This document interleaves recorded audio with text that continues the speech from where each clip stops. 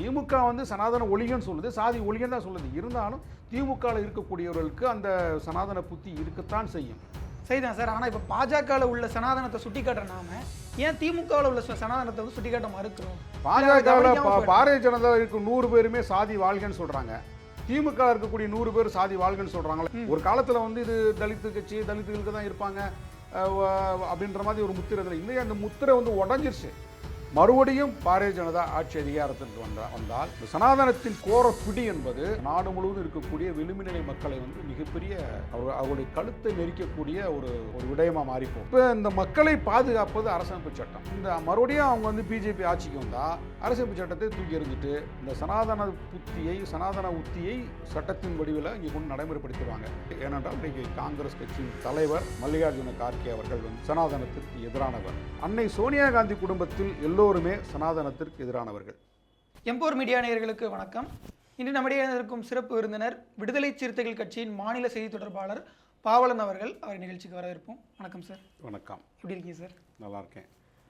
இப்போ வந்து ஒரு முக்கியமான பிரச்சனையாக திமுக வந்ததிலிருந்தே வந்து விசிகாவிற்கு இருக்கக்கூடிய நெருக்கடின்னு பார்த்தோம்னா, அது வந்து விசிகாவால் முழுமையாக பட்டியல் சமூக மக்களுக்கு அவங்களுடைய உரிமைகளுக்கு குரல் கொடுக்க முடியுதா அப்படிங்கிற கேள்வி வந்து பல நேரங்களில் வந்துடுது. குறிப்பாக இப்போ வந்து திமுக எம்எல்ஏ கருணாநிதி அவருடைய மகன் வீட்டில் நடந்த ஒரு சிக்கல், அதில் வந்து முழுமையாக திருமாவளவன் அவர்களால் அந்த பாதிக்கப்பட்ட நபருக்கு குரல் கொடுக்க முடிஞ்சிச்சு அப்படின்னு நீங்கள் நினைக்கிறீங்களா சார்?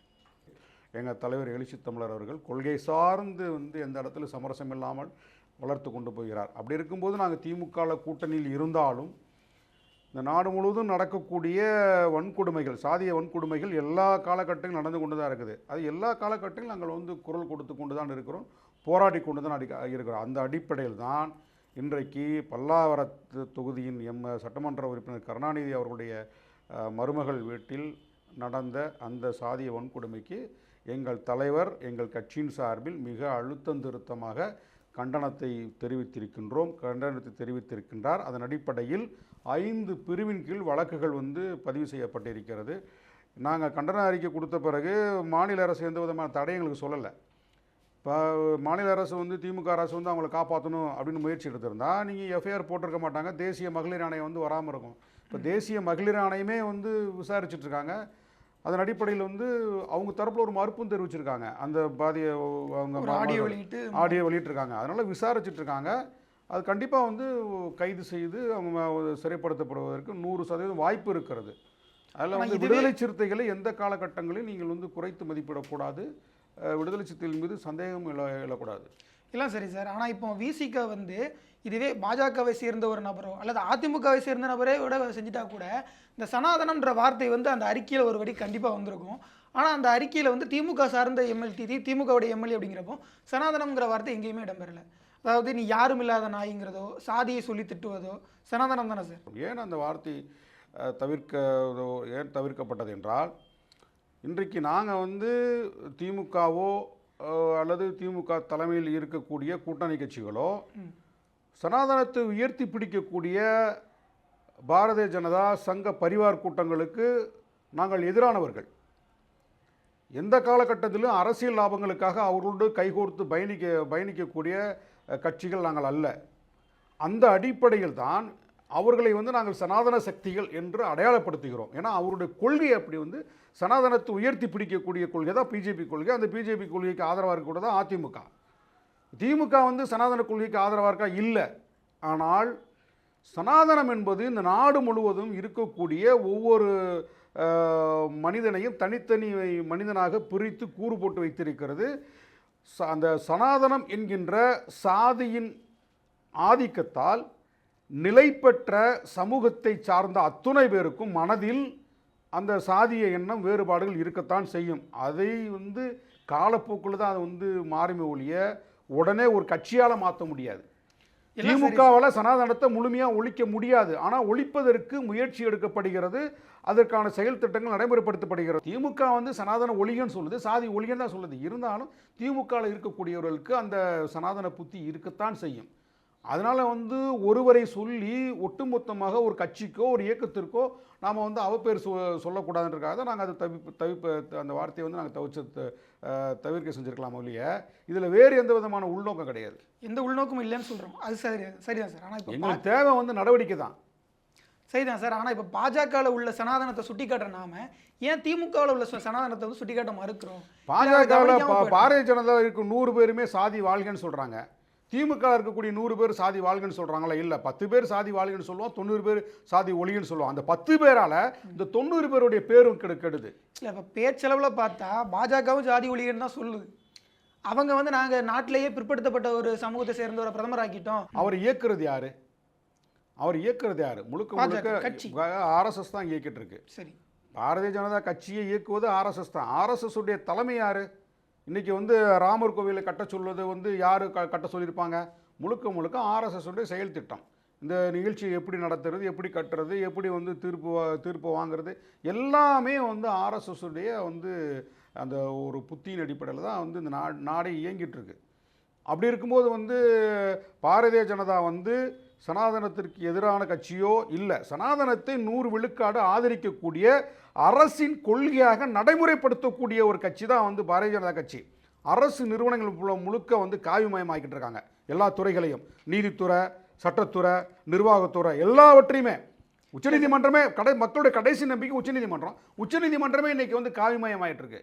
அப்போ வட இந்தியாவில் இருக்கக்கூடிய ஏராளமான மாநிலங்களுடைய சட்டமன்றம் என்பது மக்களுக்கானதான சட்டமன்றம். மக்களால் தேர்ந்தெடுக்கப்பட்ட பிரதிநிதிகள் உட்கார்ந்து மக்களுக்கான சட்டத்தை ஏற்கணும். இன்றைக்கு அந்த சட்டசபைகள் எல்லாமே காவிமயமாக்கப்பட்டு ஒரு குறிப்பிட்ட சமூகத்தின் நன்மைக்காக இயங்கக்கூடிய ஒரு சிஸ்டமாக மாறிடுச்சு. அப்போ இதில் வந்து 100 விழுக்காடு பிஜேபியில் யார் இருந்தாலுமே அவங்க வந்து சனாதனத்தை ஆதரிக்கக்கூடியவர்கள். அப்படியே அந்த பக்கம் பார்த்தீங்கன்னா திமுகவில் எல்லாருமே சனாதனவாதிகள்னு சொல்ல முடியாது. நான் சொன்ன மாதிரி 100க்கு 10 பேர் சாதி வாழ்கன்னு சொல்கிறவன் திமுகவில் இருக்கலாம். 90 பேர் சாதி ஒழிகன்னு தான் வேணான்னு தான் சொல்லுவான்.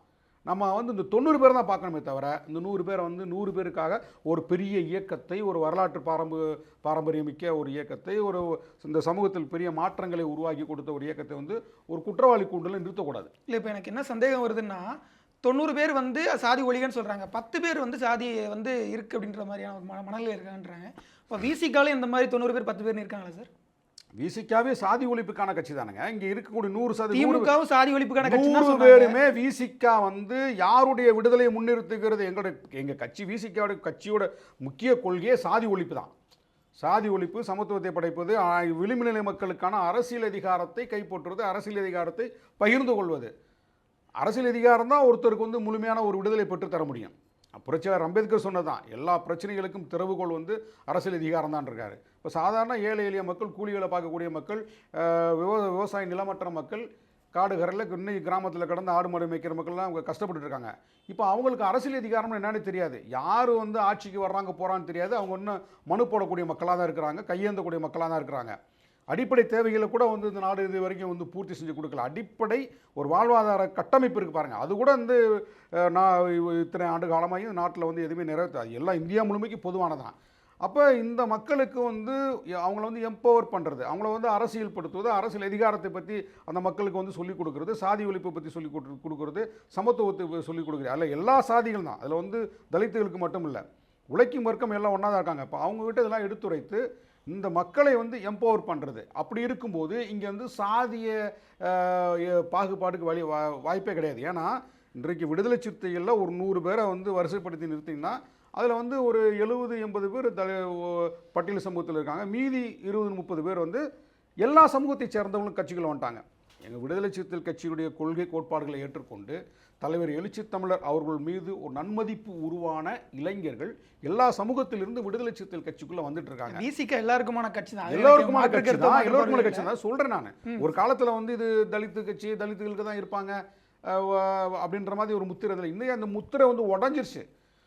ஏன் சொல்கிறேன், 100 பேரை நீங்கள் விசிகால வரிசையை நிறுத்தினீங்கன்னா அதில் வந்து இன்றைக்கி 70 பேர் வந்து இந்த சமூகத்தை மீது 30 பேர் தமிழ்நாட்டில் இருக்கக்கூடிய ஆதிக்க சாதியை சேர்ந்த அந்த சமூகத்து இளைஞர்கள் கூட சாதி ஒழின்னு சொல்லிட்டு இங்கே வந்து கட்சியில் வந்து சேர்ந்துருக்காங்க. அப்போ விசிகால இருக்கக்கூடிய 100 பேருக்குமே சாதி கிடையாது, 1000 பேருக்கும் சாதி கிடையாது, லட்சக்கணக்கில் இருக்கிறோம், லட்சக்கணக்கான பேருக்கும் சாதி கிடையாது.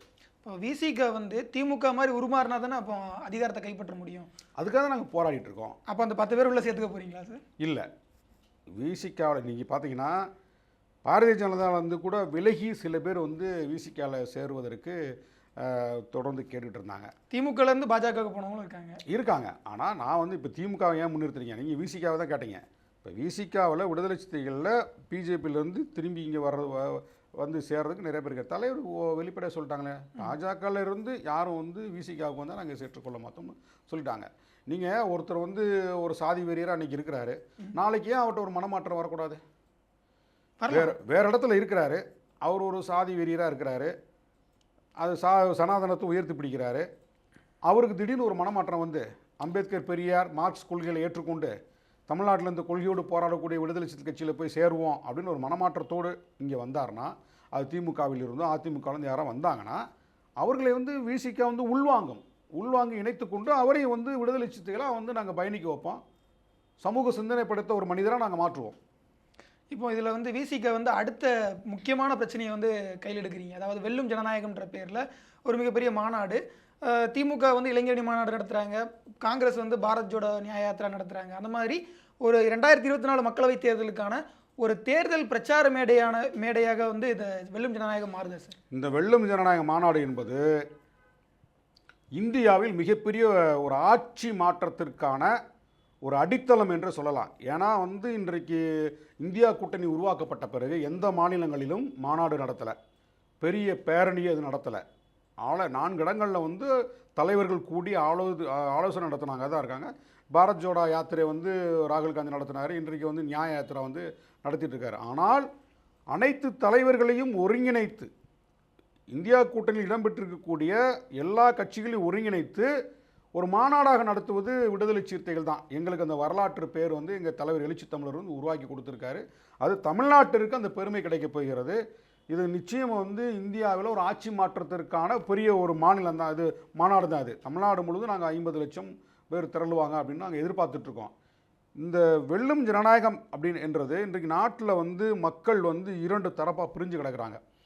ஒன்று சனாதனத்தை ஆதரிக்கக்கூடியவர்கள், இன்னொன்று சனாதனத்திற்கு எதிராக பரந்துபட்ட சிந்தனை படைத்த ஜனநாயகத்தை விரும்பக்கூடிய சமத்துவத்தை விரும்பக்கூடிய ஒரு மக்கள் வந்து இளைஞர்கள் உருவாக்கிட்டாங்க, நிறைய உருவாக்கிட்டாங்க. இன்றைக்கி நிறைய வந்து பார்க்குறோம், எல்லா சமூகத்திலும் இருக்கக்கூடிய இளைஞர்கள் மத்தியில் ஒரு பெரிய ஒரு மாற்றம் உருவாயிருக்கு. அப்பா சாதி வெறியராக இருப்பார், மகன் வந்து சாதி ஒழிகள்னு சொல்கிறாங்க. அப்பா வேற ஒரு கட்சியில் இருக்கார், ஆனால் அவருடைய பிள்ளை வாரிசுகள் விடுதலை சிறுத்தைகள் கட்சி நல்ல கட்சி, தலைவர் எழுச்சி தமிழர் வந்து நமக்கான இந்த தலைமுறைக்கான தலைவர் அப்படின்னு விசிகாவை நோக்கி வந்துட்டுருக்காங்க. அப்போ இன்றைக்கு வந்து 2 பிரிவாக வந்து இருக்கிறாங்க. அப்போ இன்றைக்கு சனாதனம் என்பது இந்த நாட்டை வந்து மறுபடியும் கைப்பற்றுது. புரட்சியாளர் அம்பேத்கர் அவர்களால் உருவாக்கப்பட்ட அரசமைப்பு சட்டம் இங்கே இருக்கக்கூடிய சனாதன கட்டமைப்பை வீழ்த்தி சட்டத்தின்படி ஆட்சியை வந்து இந்த நாட்டில் உருவாக்கி கொடுத்தது. அது அந்த காலத்திலிருந்து முகலாயர் ஆட்சி காலமாக இருந்தாலும் சரி, அதற்கு பிறகு வந்து மௌரியர், அதுக்கு முன்னாடி இருந்த மௌரிய ஆட்சி காலத்திலாம் சரி, பரந்துபட்ட ஒரு ஆட்சியை சொல்கிறேன் நான். மௌரியர்கள் வந்து மிகப்பெரிய ஒரு நிலப்பரப்பு ஆண்டார்கள், அப்பையும் சனாதனம் இருந்தது. முகலாயர் ஆட்சி காலத்தில் சனாதனம் இருந்தது. அதன் பிறகு வந்த வெள்ளைக்காரர்கள் ஆட்சியிலும் சனாதனம் வந்தது. இந்த பின்னாடி இருந்து இயக்குறது எல்லாமே வந்து அவங்க தான். மன்னர்கள் எல்லாமே சனாதனவாதிகள் தான் இருந்தாங்க. இந்த பெரிய ஒரு பல நூற்றாண்டு நிகழ்ந்த இந்த சனாதனத்தின் கொடுமைகளை அம்பேத்கர் ஒருவர் அவருடைய அறிவால், ஆற்றலால், தன்னுடைய திறமையால் தான் கற்ற கல்வியை ஒரு ஆயுதமாக்கி கொண்டு சனாதனத்தின் ஆட்சியை வீழ்த்தி சட்டத்தின்படி ஆட்சியை நிறுவி ஒரு குடியரசை மலரச் செய்தார் அம்பேத்கர். இன்றைக்கு அந்த ஒரு ஜனநாயகத்துக்கு ஆபத்து வந்திருக்கிறது. பாரதிய ஜனதா இல்லாத வாக்குறுதிகளை அள்ளி விட்டு இந்த நாட்டில் மக்கள்கிட்ட இருக்கக்கூடிய இயல்பாக இருக்கக்கூடிய அந்த கடவுள் வழிபாட்டை வந்து அரசியலாக்கி மத வெறியை தூண்டிவிட்டு இந்தியர்களை இந்துக்களாக, இஸ்லாமியர்களாக, கிறிஸ்தவர்களாக பிரித்து ஒரு வெறுப்பை உருவாக்கி அவர்களுக்கான வாக்கு வங்கியை உருவாக்கி வைத்து விட்டார்கள். ஒரு நிரந்தர வாக்காளர்களை உருவாக்கிட்டார்கள். இது மீண்டும் ஒரு சனாதனத்தை இங்கே கொண்டு வருவதற்கு எல்லா வேலையும் செய்து முடித்து விட்டார்கள், நடைமுறைக்கு கொண்டு வந்து விட்டார்கள். நாடு முழுவதும் இருக்கக்கூடிய மக்களை சாதியாக பிரிப்பது, மதங்களாக பிரிப்பது, இது போன்ற மிகப்பெரிய ஒரு கொடுமை வந்து இங்கே நடந்துட்டுருக்கு. அப்போ மறுபடியும் பாரதிய ஜனதா ஆட்சி அதிகாரத்திற்கு வந்தால் இந்த சனாதனத்தின் கோரப்பிடி என்பது இந்த நாடு முழுவதும் இருக்கக்கூடிய விளிம்புநிலை மக்களை வந்து மிகப்பெரிய அவர்களுடைய கழுத்தை நெரிக்கக்கூடிய ஒரு விடயமாக மாறிப்போகும். இப்போ இந்த மக்களை பாதுகாப்பது அரசமைப்பு சட்டம். இந்த மறுபடியும் அவங்க வந்து பிஜேபி ஆட்சிக்கு வந்தால் அரசியல் சட்டத்தை தூக்கி எறிஞ்சிட்டு இந்த சனாதன உத்தியை சட்டத்தின் வடிவில் இங்கே கொண்டு நடைமுறைப்படுத்திடுவாங்க. மறுபடியும் பாரதிய ஜனதா ஆட்சி அதிகாரத்திற்கு வந்தால் இந்த சனாதனத்தின் கோரப்பிடி என்பது இந்த நாடு முழுவதும் இருக்கக்கூடிய விளிம்புநிலை மக்களை வந்து மிகப்பெரிய அவர்களுடைய கழுத்தை நெரிக்கக்கூடிய ஒரு விடயமாக மாறிப்போகும். இப்போ இந்த மக்களை பாதுகாப்பது அரசமைப்பு சட்டம். இந்த மறுபடியும் அவங்க வந்து பிஜேபி ஆட்சிக்கு வந்தால் அரசியல் சட்டத்தை தூக்கி எறிஞ்சிட்டு இந்த சனாதன உத்தியை சட்டத்தின் வடிவில் இங்கே கொண்டு நடைமுறைப்படுத்திடுவாங்க கொடுக்கும். இப்போ நீங்கள் அந்த வெல்லும் ஜனநாயகத்திற்கு பல தேசிய கட்சிகளை அழைச்சிருக்கீங்க. மறைந்த தலைவர் தா பாண்டியன் அவர்கள் வந்து ஒரு பேட்டியில் தெளிவாக சொன்னார், 2014 காலகட்டத்தில் காங்கிரஸ் மேலே ஒரு கடுமையான அதிருப்தி, ஊழல் கட்சி அப்படின்ற ஒரு பேர் வந்து ஒரு பெரிய முத்திரையாக விழுந்துருந்துச்சு. அந்த நேரத்தில் வந்து பாஜக தன்னை சரியான மாற்று சக்தியாக அடையாளப்படுத்திக்கிச்சு. அதனால் பாஜக வந்து 2014 தேர்தலில் வெற்றி பெற்றது அப்படின்னு சொல்லி சொன்னார். இப்போ அந்த மாதிரி பாஜகவிற்கு மாற்று சக்தியாக எந்த கட்சி தன்னை வலுவாக அடையாளப்படுத்தியிருக்கு அப்படின்னு பார்த்தா காங்கிரஸ் தன்னை வலுவாக அடையாளப்படுத்தலை அப்படின்ற ஒரு விஷயம் வந்து வருது. குறிப்பாக நீங்கள் சொல்லக்கூடிய சனாதன எதிர்ப்பு அப்படிங்கிறதுல உதயநிதி அவர்கள் பேசும்போது இந்தியா முழுக்க காங்கிரஸ் அதே கருத்தை பேசிச்சான்னு கேட்டால் இல்லை தானே? நீங்கள் இப்போ காங்கிரஸில் வந்து நம்ம ரொம்ப ஒரு பரிசுத்தமான கட்சி நம்ம சொல்ல வரல. ஆனால் பாரதிய ஜனதாவிற்கு மாற்று வந்து காங்கிரஸாக தான் இருக்க முடியும். சனாதனத்திற்கு எதிர்ப்பான கட்சியான்றது கேள்வி. இன்றைக்கு ஒரு மாற்றம் நிகழ்ந்து இருக்கிறது. ஏன்னா வந்து நீங்கள் நேற்றைய முன்தினம் அருணாச்சல பிரதேசத்தில் ராகுல் காந்தி அவருடைய உரையை நீங்கள் கேட்டு பார்த்தீங்கன்னா நீங்கள் நல்லா தெரியும். பிஜேபி முன்வைக்கக்கூடிய ஒரே நாடு, ஒரே மொழி, ஒரே மதம், ஒரே தேர்தல், இதற்கு எதிராக வந்து அவர் பேசும்போது என்ன சொல்கிறாருன்னா, அந்தந்த மாநிலங்களின் உரிமைகள் பாதுகாக்கப்பட வேண்டும், அந்தந்த மாநிலங்களை வந்து நிர்வாகம் பண்ணுவது அந்த மாநிலமே இருக்க வேண்டும், எல்லா அதிகாரமும் டெல்லியிலிருந்து போகக்கூடாது, மத்திய அரசிலிருந்து போகக்கூடாது, மாநிலங்களுக்கான உரிமை வழங்கப்பட வேண்டும் சொல்லியிருக்காரு. அடுத்து இன்னொரு இது பார்த்தீங்கன்னா, இந்தி மொழி எப்படி தனக்கான ஒரு இடத்தை கொண்டிருக்கிறதோ அதே போன்று எல்லா மாநிலங்களிலும் அந்தந்த மாநிலத்தின் தாய்மொழி தங்களுக்கான இடத்தை கொண்டிருக்கிறது, அந்த மாநிலங்களின் மொழிகளும் பாதுகாக்கப்படும் சொல்லியிருக்காரு. இப்போ மொழி கொள்கையில் அவர் வந்து ஒரு பெரிய ஃப்ளெக்சிபிலிட்டி உருவாகிருக்கு. ஒரு காலத்தில் காங்கிரஸ் வந்து தேசிய மொழியாக வந்து இந்தியை கொண்டு வரணும், எல்லா மாநிலம் படிக்கணும்னு சொன்ன அதே காங்கிரஸு இன்றைக்கு இந்தி தனக்கான இடத்தில் இருப்பது போல் எல்லா மாநிலங்களும் அந்த மாநிலங்களின் மொழிகள் வந்து தனக்கான இடத்தில் இருக்கிறது, அது பாதுகாக்கப்படும் சொல்கிறாங்க. அப்போ மொழிக் கொள்கையில் ஒரு மாற்றம் நடந்திருக்கு. அடுத்து மாநில உரிமைகள் என்கிற இடத்துலையும் ஒரு பெரிய மாற்றம். எல்லா அதிகாரமும் டெல்லி தான் அப்படின்றது மொழிக் கொள்கைன்றது நான் சொல்லி முடிச்சுக்கிறேன். எல்லா அதிகாரமும் டெல்லி தான்றதுனால அதையும் தளர்த்திட்டாங்க. அப்போ இந்த மொழிக் கொள்கை, மாநில உரிமை கொள்கைலாம் வரும்போது பார்த்தீங்கன்னா ஆட்டோமேட்டிக்காக இந்த சனாதனத்திற்கு எதிரான ஒரு சிந்தனை வந்து அவர்களுக்கு மத்தியில் ஒரு உருவாகியிருக்கு. ஏன் அப்படின்னு பார்த்தீங்கன்னா, இந்த இந்தி பேசக்கூடிய மாநிலங்களில் தான் பிஜேபி வலுவாக இருக்குது. தென் மாநிலங்கள்லாம் வந்து பிஜேபி கிடையாது. கிழக்கிந்திய மாநிலங்களில் பிஜேபி கிடையாது. படுதோல்வி. ஒரு சில இடங்களில் வெற்றி பெற்றிருந்தால் கூட அவர்கள் பெற்ற வாக்கு விழுக்காடு என்பது மிக மிக குறைவாக தான் இருக்குது. அப்போ அந்த வடகிழக்கு மாநிலங்களில் சரி, தென் மாநிலங்களும் சரி, மாநில கட்சிகள் வலுவாக இருக்குது. அப்போ இந்தி பேசக்கூடிய சில மாநிலங்களில் காங்கிரஸும் பாரதிய ஜனதாவும் வலிமையாக இருக்குது.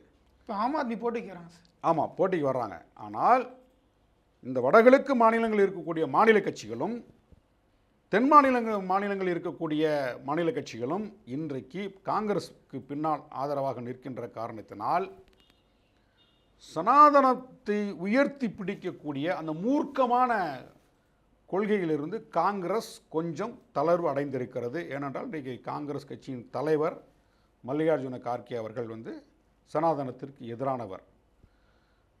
அன்னை சோனியா காந்தி குடும்பத்தில் எல்லோருமே சனாதனத்திற்கு எதிரானவர்கள். காங்கிரஸ் கட்சி தொடங்கப்பட்ட காலத்தில் பெரிய பண்ணையார்கள், நிலச்சுவந்தார்கள், ஜமீன்கள், சாதி ஆதிக்கம் நிறைந்தவர்கள், சனாதனத்தை உயர்த்தி உயிராக கருதக்கூடியவர்கள்லாம் அந்த கட்சியில் இருந்தாங்க, இல்லைன்னு சொல்ல முடியாது. ஆனாலும் அங்கே ஒரு ஃப்ளெக்சிபிலிட்டி இருந்தது, எல்லோருக்குமான வாய்ப்பு காங்கிரஸ் கட்சியில் இருந்தது. யார் வேணுமானாலும் வந்து காங்கிரஸில் எந்த இடத்துக்கு வரலாம் அப்படின்றது மாநிலங்களே நடந்தது. வாரிசு அடிப்படையில் இல்லாமல் தலைவர்களால் பல்வேறு மாநிலங்கள் அந்த காலத்திலேயே வந்து தலித் சமூகத்தை சேர்ந்தவங்க முதலமைச்சராக கொண்டு வந்திருக்கப்பட்டிருக்காங்க. தமிழ்நாட்டில் உங்களுக்கு இளைய பெருமாள் வந்து காங்கிரஸ் கட்சியோட தலைவராக வந்திருக்காரு. ஆமாம். இது பிஜேபியோட ஒப்பீட்டளவில் பார்த்தீங்கன்னா காங்கிரஸ் வந்து இன்றைக்கு வேறுபடுகிறது, இல்லைன்னு சொல்ல முடியாது. ஆனால் அதனால் இன்றைக்கு காங்கிரஸ் பிஜேபிக்கு ஒரு மாற்று அப்படின்னா காங்கிரஸ் தான், அதில் மாற்று கருத்து இல்லை. ஏன்னா இந்தியா முழுமைக்கும் எல்லா மாநிலங்களையும் இருக்கக்கூடிய ஆண்ட கட்சி ஒரு கட்சி காங்கிரஸ் கட்சி தான். அதில் அவர்கள் தலைமையில் வலுவாக கூட்டணி உருவாகி இருக்கிறது. பிஜேபிக்கு மாற்று காங்கிரஸ் தான்.